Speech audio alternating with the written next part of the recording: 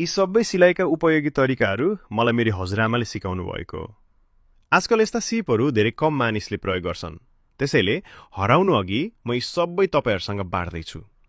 यहाँ जान्नै पर्ने 4वटा सजिला सिलाइका ट्रिकहरू छन्।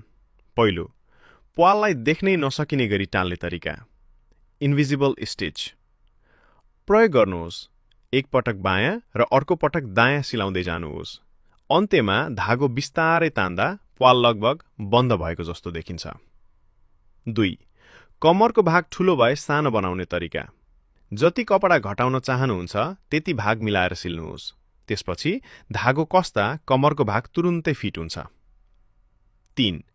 प्वाललाई सानो फूलमा परिवर्तन गर्ने तरिका। धागोलाई कलम वरिपरि केही पटक बेर्नुहोस्। त्यसपछि निकालेर केही टाँकाले फिक्स गर्नुहोस्। पहिलेको प्वाल अब सुन्दर फूल जस्तो सजावटमा बदलिन्छ। 4. धेरै फराकिलो घाँटी, नेकलाइन मिलाउने तरिका। यसका 2वटा उपाय छन्। पहिलो, गहुँको बाला जस्तो टाँका प्रयोग गर्नुहोस्। धागो कस्दा घाँटी सानो हुन्छ र सँगै सुन्दर डिजाइन पनि बन्छ। दोस्रो उपाय अझ सजिलो छ। घाँटीको बीच भाग पत्ता लगाएर दुवै किनारालाई बीचतिर मोड्नुहोस्। त्यसपछि पछाडिबाट इन्भिजिबल स्टिचले सिल्नुहोस्। अझ आकर्षक देखाउन अन्त्यमा एउटा मोती वा बटन पनि लगाउन सक्नुहुन्छ। यी सिलाइका तरिकाहरू सिक्न निकै सजिला छन्, तर आजकल धेरै कम मानिसलाई मात्र थाहा। यी सबै सिलाइका उपयोगी तरिकाहरू मलाई मेरी हजुरआमाले सिकाउनु भएको हो। आजकल यस्ता सिपहरू धेरै कम मानिसले प्रयोग गर्छन्। त्यसैले हराउनु अघि म यी सबै तपाईहरुसँग बाँड्दैछु। यहाँ जान्नै पर्ने 4वटा सजिला सिलाइका ट्रिकहरू छन्। पहिलो, प्वाललाई देख्नै नसकिने गरी टाल्ने तरिका, इन्भिजिबल स्टिच। प्रयोग गर्नुहोस्। एक पटक बायाँ र अर्को पटक दायाँ सिलाउँदै जानुहोस्।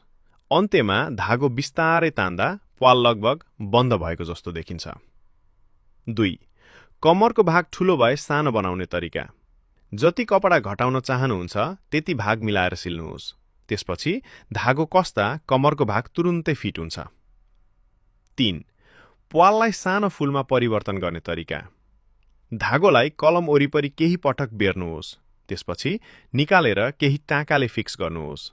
पहिलेको प्वाल अब सुन्दर फूल जस्तो सजावटमा बदलिन्छ। 4. धेरै फराकिलो घाँटी, नेकलाइन मिलाउने तरिका। यसका 2वटा उपाय छन्। पहिलो, गहुँको बाला जस्तो टाँका प्रयोग गर्नुहोस्। धागो कस्दा घाँटी सानो हुन्छ र सँगै सुन्दर डिजाइन पनि बन्छ। दोस्रो उपाय अझ सजिलो छ।